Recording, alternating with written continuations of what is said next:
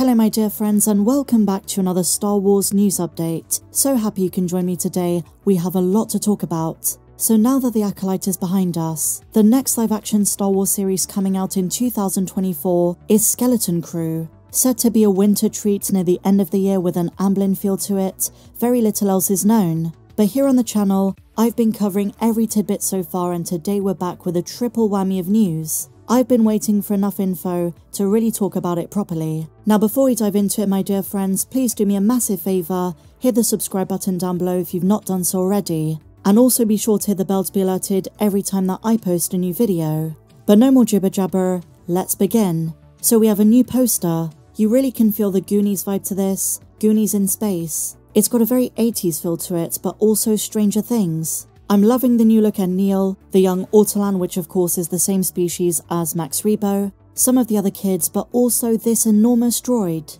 We have a silhouette of Jod, which is Jude Law's character with the children following him. But the one aspect I'm most intrigued about are the skulls. We weren't told this was going to be a serious or macabre show, it's said to be kid-friendly fun, but now I'm interested in what the children lost in space are going to find. You know, we're talking about the Mandoverse and how this show could connect to The Mandalorian, or Book of Boba Fett, or the Ahsoka show. Now we know the pirates of The Mandalorian Season 3 are going to be in it, but imagine some kind of connection to Thrawn, or what's going on Dathomir. It would be amazing to have some kind of interconnectivity and I want to talk more about this in just a moment. But the next piece of Skeleton Crew news we have is an action figure leak for the Black Series. A mysterious new character, and we only see the body, they didn't show us the head. It could be a new pirate, or another iteration of Vane. Or imagine if this is New Republic era Hondo Ohnaka. The outfit's not the same, but he could be sporting a new one. The Instagram account who posted this also said the hands are quite dark. Is it possible we're getting the Weequay Pirate King in live action? I would be over the moon. As a fan of Star Wars Rebels, and the Clone Wars of course, this would be a cameo that is an absolute dream. The show is centering around pirates, so it's definitely a possibility, and back in 2022 there was a rumour that he is going to make an appearance.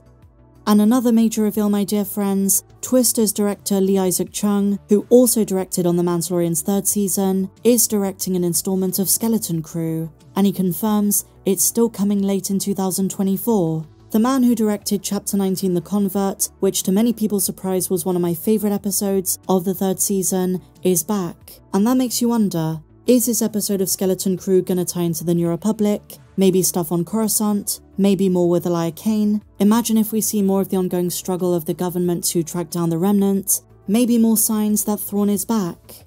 And if recent Jon Favreau-led Mandoverse shows are anything to go by, and yes, he was involved in this one, then you never know if we're getting an episode or two that diverts from the main story. Imagine to wrap up 2024 we get an appearance of Din Djarin, or Grogu, or Thrawn, Mon Mothma, who knows? Who knows the kinds of connections we're going to get in Skeleton Crew? And that is so exciting. It's been a crazy year my dear friends. I love The Bad Batch, Acolyte, very divisive show, so we need something to unite us. Although following The Acolyte, I think tension and apathy are still going to be high, and viewership might suffer. I can't imagine a light-hearted, festive, Amblin-style Star Wars show like Skeleton Crew being as divisive as The Acolyte. I just can't see it. That being said, it's been ready for a long time.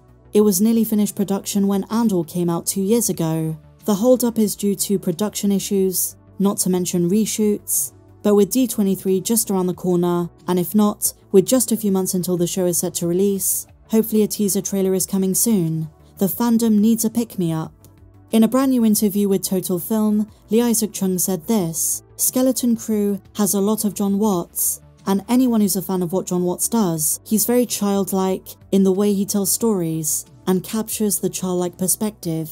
So that is what we can expect from this show. It's a story for families and kids, so it's not going to hit on the mature notes of Andor or even Mando, but he promises it's going to be a lot of fun. The design of the show looks amazing, and working with all of the actors and Jude Law, he's very happy, and says, quote, I'm hoping families are going to want to spend a lot of time with this show. Now in terms of this series connecting to the wider Mandoverse, I also imagine there are a couple of things that are going to set up smaller plot points for the 2026 Mandalorian and Grogu movie, even if they're just minor ones. After Ahsoka Season 1 came to an end, I theorized maybe the children come across Ahsoka and Sabine on Peridea, since the series was marketed as the kids being lost in an unknown part of the galaxy, which I took to maybe mean the second galaxy, but now I'm starting to think this is a stretch. From those I've spoken to who might know a thing or two about this show, they say don't expect much in the way of that, so maybe it's time we rule out that theory. Nonetheless, I'm excited. I think this could definitely be a fun Star Wars project. I'm not necessarily as invigorated as I am for things like Ahsoka Season 2, but it's good to not feel as down as we were for The Acolyte. It's a shame we don't know anything about Skeleton Crew, and Disney and Lucasfilm haven't given us anything, nothing other than what was at Star Wars Celebration. So most of the wider fandom doesn't know this show exists. Hopefully the marketing ramps up sometime soon. But now that all is said and done, my dear friends, now that we've had 6 live-action Star Wars shows, I thought it was time to give you my updated ranking. So right at the top, Andor Season 1. Then for me it's The Mandalorian Season 2, I just thought that was the most beautiful piece of Star Wars TV we've had. Then The Mandalorian Season 1, then Ahsoka Season 1, I can't wait for Dave Filoni's second season. Ray Stevenson is no longer with us, but with the promise they're continuing Baylan's story in some kind of way, I'm really excited. After this, and this is going to be a controversial choice, the Book of Boba Fett. It gets overly hated, but in comparison to some of the more recent projects, for me it comes next. Then it's The Mandalorian Season 3. It's by far my least favourite season. Then Obi-Wan Kenobi. I didn't hate it. In fact, Part 6, the emotional heart-to-heart between Kenobi and Vader, is one of my favourite moments. And then last, it's gotta be The Acolyte. It's the one Star Wars series I think I resonated the least with. It just didn't speak to me, and it wasn't fun talking about a show I didn't like. So, look, it's done. Now we look ahead to Skeleton Crew. And here's a little tease, my dear friends. In a couple of days, I'm going to be posting a video, which is a conversation I had with a good friend of the channel, Heavy Spoilers. Here's a small tease. Enjoy. From what I heard, they didn't realize how big of a hit that Grogu was going to be, and they just kind of put him in the show and were like, oh look, we'll wrap up his arc at the end of season 2, he'll go off and train with Luke.